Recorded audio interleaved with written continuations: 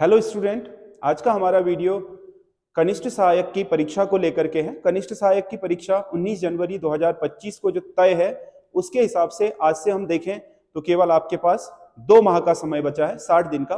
तो इसमें किस सटीक रणनीति से हम काम करें कि आगे हमारा जो पेपर है उसमें हमारा स्कोर अच्छा हो सके। पहली बात तो सबसे महत्वपूर्ण चीज ये है कि प्रतिस्पर्धा बहुत ज्यादा है और कनिष्ठ सहायक एक ऐसी परीक्षा है जिसमें आपका फिजिकल वगैरह नहीं होता है। तो इसमें जैसे आपका पुलिस है, पुलिस में कंपटीशन इसलिए कम हो जाता है, एक एज लिमिट तक होता है। फिर आपके जो वन आरक्षी वगैरह है फिर वो भी एक एज लिमिट तक है। ये जो आपका परीक्षा है 18 वर्ष से 42 वर्ष तक की आयु के लिए है। तो इसमें सभी लोग प्रतिभाग कर सकते हैं जो बहुत समय से तैयारी कर रहे हैं वो भी।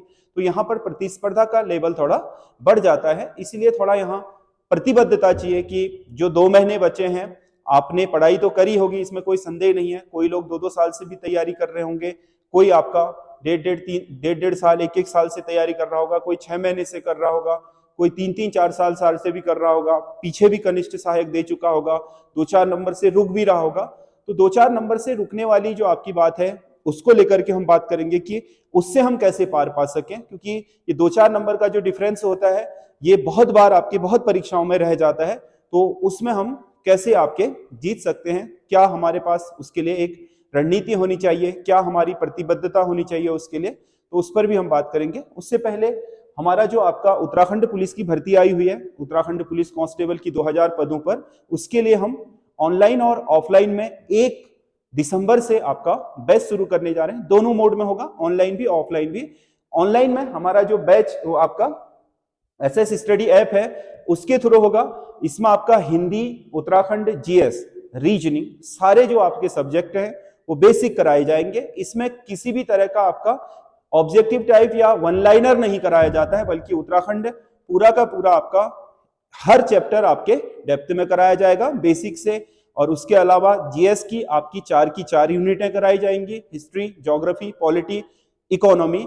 और इसके अलावा कंप्यूटर का आपका बेसिक कराया जाएगा। इसके अलावा आपका रीजनिंग पूरा कराया जाएगा, हिंदी जो आपके सिलेबस में है, ग्रामर पूरा, और उसके आपके जो शब्द निर्माण वगैरह है वो पूरा, और उसके अलावा जो साहित्य में रचनाकार दिए हैं वो सब। इसकी वैलिडिटी आपका 6 माह है इस कोर्स की, जो 1 दिसंबर से 30 मई तक चलेगा।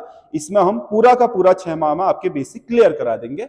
ये कोर्स एक्चुअल में समूह ग के लिए, हर परीक्षा के लिए काफी रहेगा, क्योंकि इसमें हम बहुत आपके बेसिक से लेकर के हर उस चीज को पढ़ाने जा रहे हैं जो आपके कॉमन सेंस से पेपर सॉल्व होते हैं। डायरेक्ट क्वेश्चन आंसर के अलावा कोई ऐसे पेपर जो हम अपनी कॉमन सेंस या अपनी जो पढ़ाई होती है, डेप्थ होती है, उससे जो सॉल्व कर पाते हैं, वहां तक आपकी अप्रोच बन जाए। तो इसी के दृष्टिगत हमने ये आपका कोर्स लॉन्च किया है। और 15 नवंबर कल से हम इस पर अपना जो रजिस्ट्रेशन है वो कराने लग गए हैं। रजिस्ट्रेशन के लिए आप हमारा जो ऑनलाइन ऐप है एसएस स्टडी नाम से, उसको आप इंस्टॉल कर सकते हैं। और अगर आपको कोई दिक्कत है तो हमने जो आपका ये नंबर दिए हुए हैं, 2 नंबर दिए हुए हैं, इन दोनों नंबरों में से किसी पर भी आप कॉल करके अपने को इनरोल करा सकते हो इस ऐप में।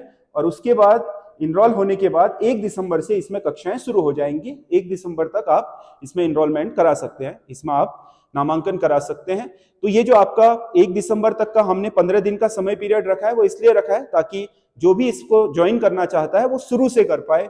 ये नहीं कि 15-20 दिन क्लासें निकल गई हैं फिर उसके बाद करें, तो उससे अच्छा है कि आप शुरू से करें। खासकर ऑफलाइन वाले जो ज्वाइन करना चाहते हैं उनके लिए आरंभ से ठीक रहेगा, क्योंकि मैं हिंदी वगैरह शुरू करूंगा तो उसमें ग्रामर अगर मिस हो जाती है तो फिर आगे समझ में चीजें नहीं आती हैं, या बहुत सारी चीजें ऐसी हैं, क्योंकि हम इसमें रीजनिंग है, कंप्यूटर है और हिंदी है, जो छोटे सिलेबस हैं उसको पहले करा देंगे ताकि उनको आप रिवीजन करते रहो। और जो बड़े आपके कोर्स हैं उनकी एक एक चीज हम शुरुआत से लास्ट तक लगातार चला करके रखेंगे।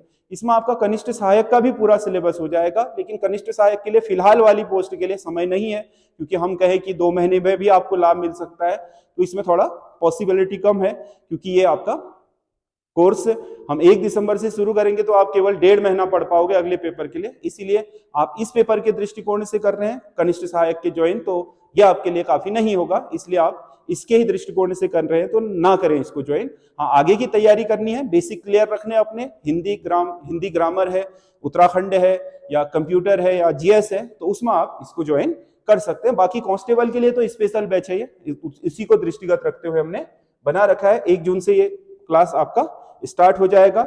इसमें हमारी जो फीस है वो 800 रुपये पर मंथ है। 2.5 से 3 घंटा रोज इसमें क्लास आपके होंगी।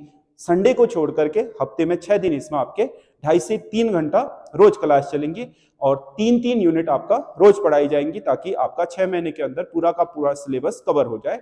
जो ऐप है उसमें रिकॉर्डेड क्लास भी रहेंगी। किसी का किसी दिन छूट गया है तो रिकॉर्डेड क्लास से भी आपका इस चीज को कवर कर सकता है। ये फीस पर मंथ है, ये मंथली के हिसाब से हमने रखी हुई है 800 रुपये पर मंथ। अगर आपको 1-2 महीने के बाद लग रहा है कि आपको ठीक नहीं लग रहा है या फिर किसी तरह की दिक्कत आ रही है तो आप उसे छोड़ भी सकते हैं। ऐसा कोई आपका पाबंदी उसमें नहीं रहेगी कि हमने पूरा पैकेज शुरू में ही ले लिया है, वो हमने नहीं करा है, बल्कि इसको मंथली रखा है ताकि आपके लिए भी सुटेबल रहे, आप अपनी सहूलियत के हिसाब से आप पढ़ सकें। तो ये जो आपका इनरोलमेंट है वो आपका 15 नवंबर से आपके 30 नवंबर तक चलेगा। 1 दिसंबर से हम इसमें प्रॉपर क्लासेस शुरू कर देंगे। संडे को छोड़ करके पूरे आपके सप्ताह भर ये क्लासेस चलेंगी आपके पूरे 6 महीने तक। तो ये आपके 2.5 से 3 घंटे आपका रोज क्लासेज होंगी और इसमें सारे के सारे सब्जेक्ट जो उत्तराखंड के समूह गोया कांस्टेबल में है वो सारे के सारे कवर कराए जाएंगे।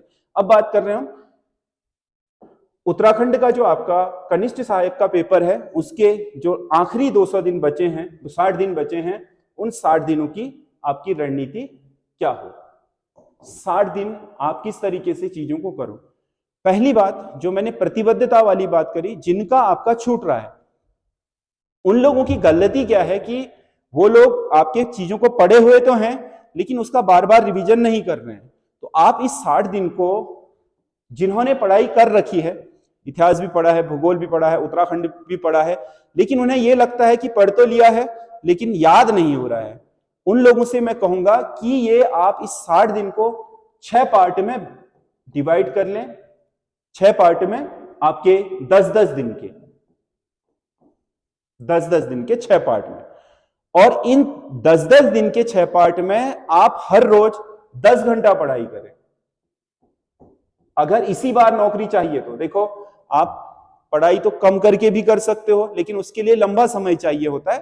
जब आप थोड़ा थोड़ा पढ़ाई करते हो, हर रोज कुछ ना कुछ सीखते हो, तो आप क्या लंबे समय में भी चीजें कर सकते हो। लेकिन जब आपके पास टाइम कम होता है और आपको चीजें ज्यादा कवर करनी होती है, तो फिर टाइम आपको हर दिन का थोड़ा ज्यादा देना पड़ता है। तो ये जो 10 घंटा है, इस 10 घंटे को हर दिन आप पढ़ें और 10-10 दिन तक क्या बनाएं, शेड्यूल बनाएं कि हाँ, इस 10 दिन में आपका जो 5 यूनिट है, खासकर आपका हिंदी है, रीजनिंग है और आपका उत्तराखंड है, जीएस है,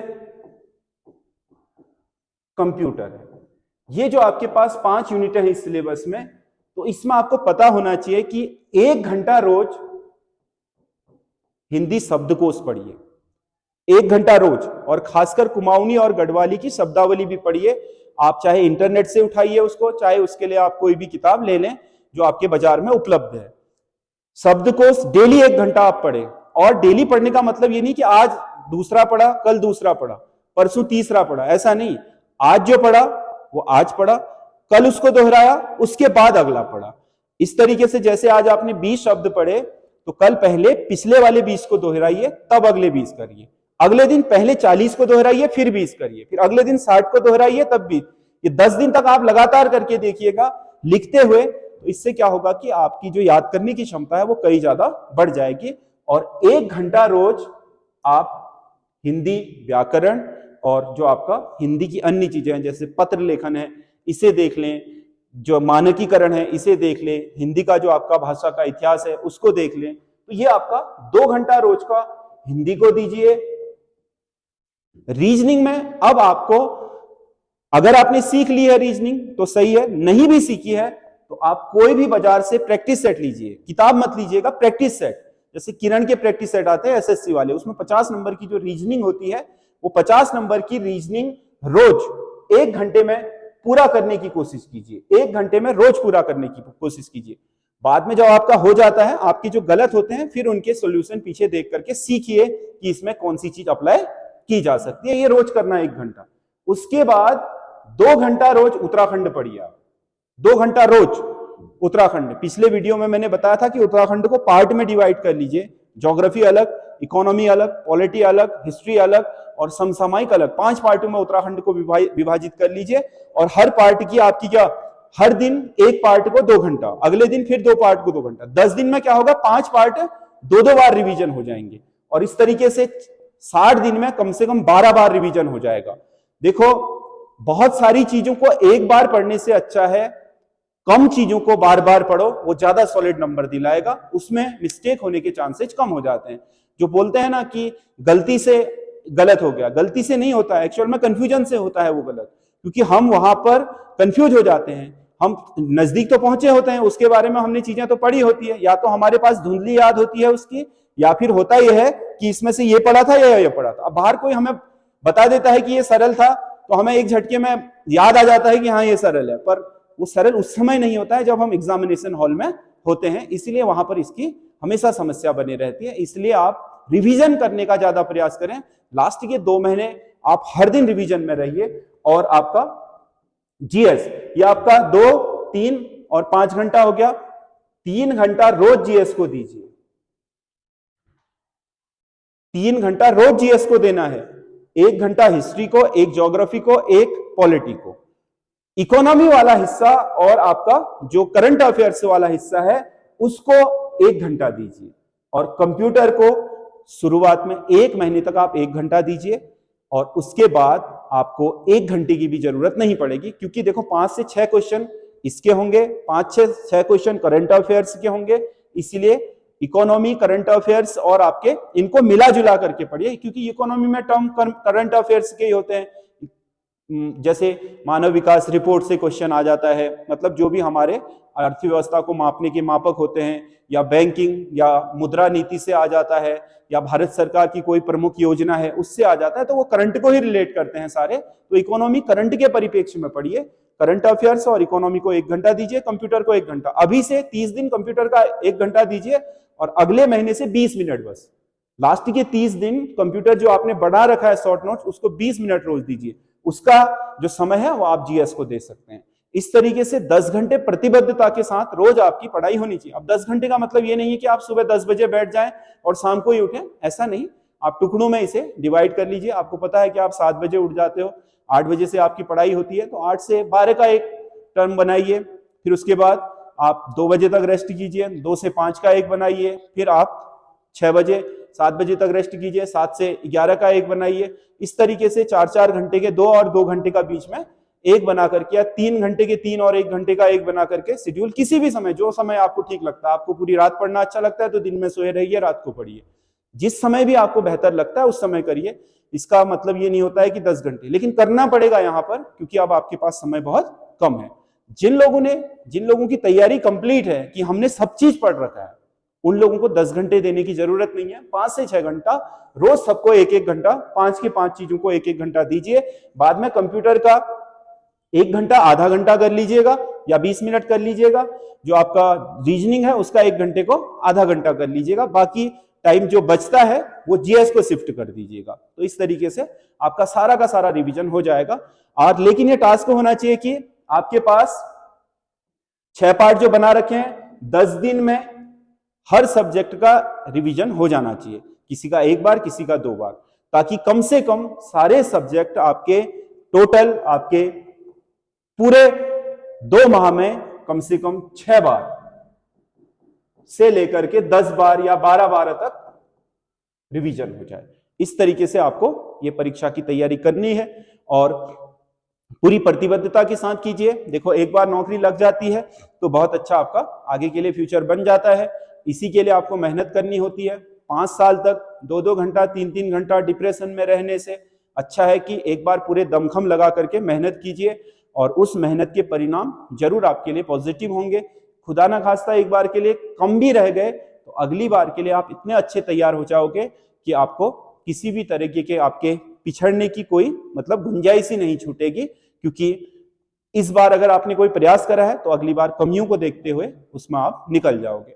और देखिए, जब आप परीक्षा देते हैं तो एक चीज और है, जो हम कहते हैं कि खुद से ही गलत हो गया, खुद से गलत करने की जरूरत नहीं है।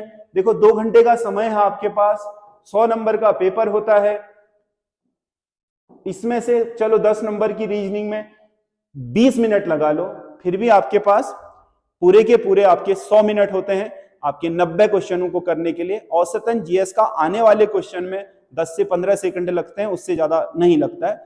मान लो आपको 50 डायरेक्ट आ रहे हैं तो ये समझ के चलिएगा कि उन 50 को करने में मुश्किल से आपका 20 मिनट लगेगा। तो इसका मतलब यह है कि उनकी एवरेज अगर आप बैठा लेते हो तो 50 और 10 60 हो गए, 40 क्वेश्चन बचे अभी भी, लेकिन आपके पास 80 मिनट बचे हुए हैं।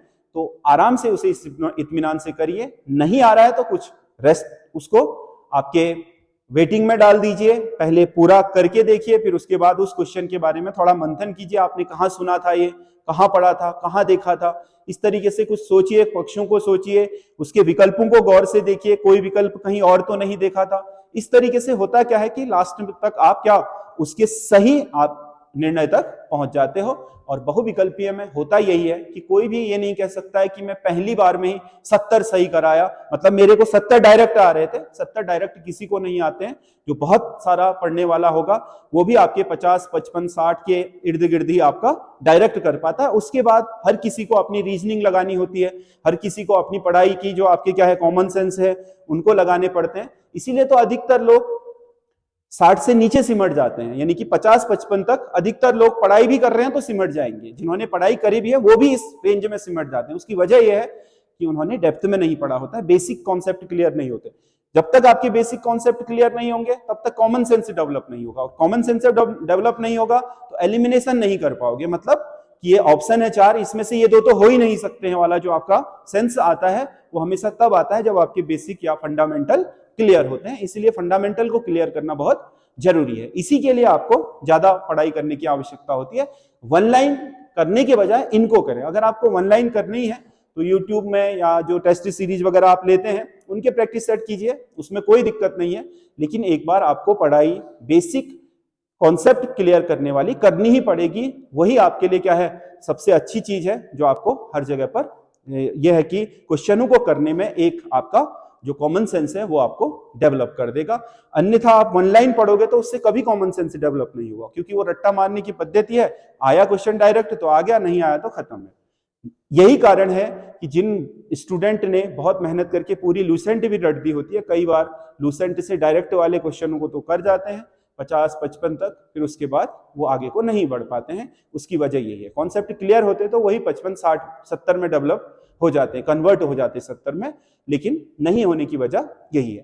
तो ये जो आपका वीडियो है ये मैंने इसीलिए बनाया था कि आप जो 60 दिन है उसमें पूरी प्रतिबद्धता के साथ 10 घंटे रोज मेहनत करिए और इसके 6 पार्ट बना करके 10-10 दिन की रिवीजन की आप शिफ्ट मारिए इसमें हर सब्जेक्ट की। इससे यह है कि हर सब्जेक्ट की आपकी ताजा ताजा पढ़ाई होगी तो याद भी रहेगा, और वहां जाओगे तो इससे अच्छे परिणाम भी आपको दिखाई देंगे। तो ये आपका जो हमारा वीडियो है वो आपको कैसा लगा कमेंट करके जरूर बताइएगा। धन्यवाद।